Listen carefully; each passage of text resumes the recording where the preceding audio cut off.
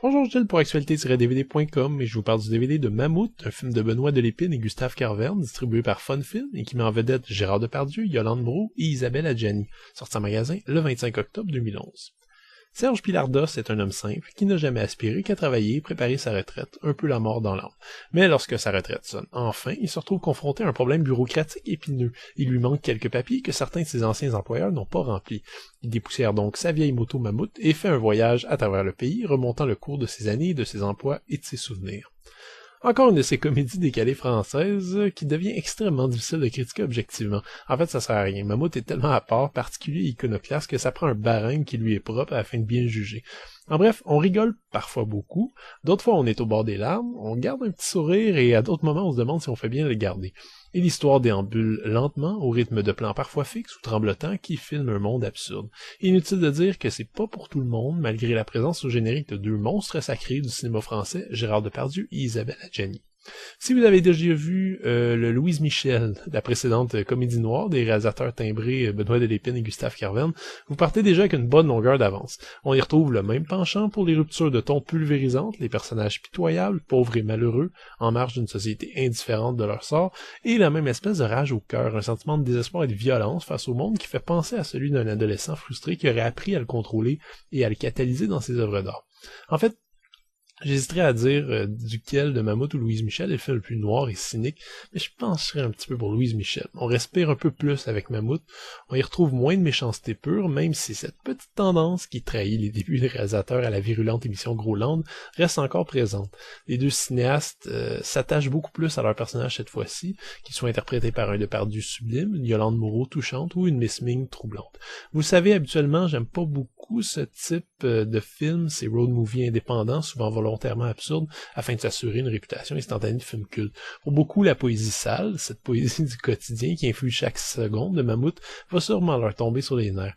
Il y a bien quelques moments qui m'ont fait cette impression, j'avoue, particulièrement les scènes ambiguës mettant en vedette la nièce du personnage de Serge Pilardos, interprétée par Miss Ming.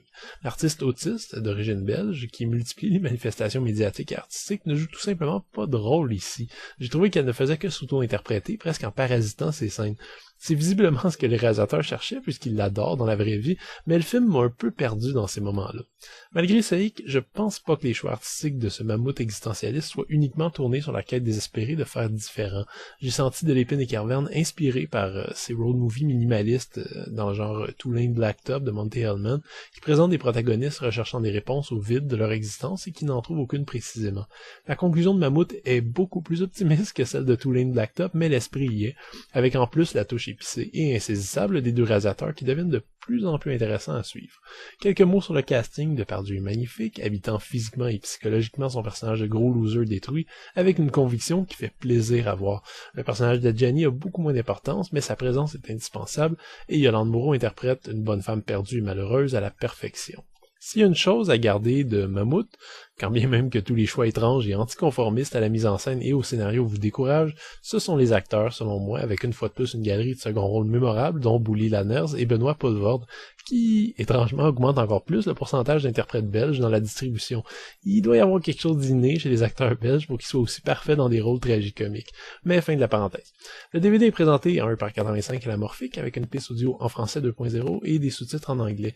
Hélas, malgré une pochette aiguichante et une très belle image d'intérieur qui fait référence à la scène d'ouverture hilarante, vous trouverez pas de bonus sur le disque. Niet.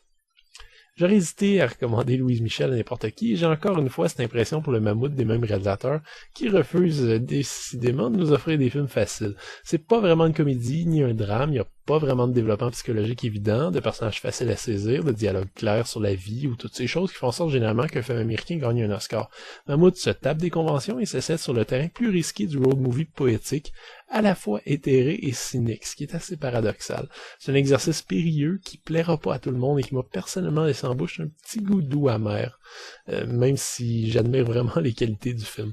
Delépine et Carverne proposent une mise en scène étonnante et même si j'ai certaines réserves par rapport à Miss Ming, les interprétations sont parfaites. C'était Gilles, merci, bon visionnement.